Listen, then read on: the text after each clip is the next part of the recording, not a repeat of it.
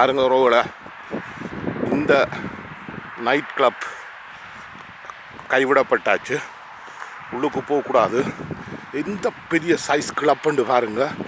உள்ளுக்கு போய் என்ன இருக்குது எப்படின்னு சொல்லி பார்ப்போம்.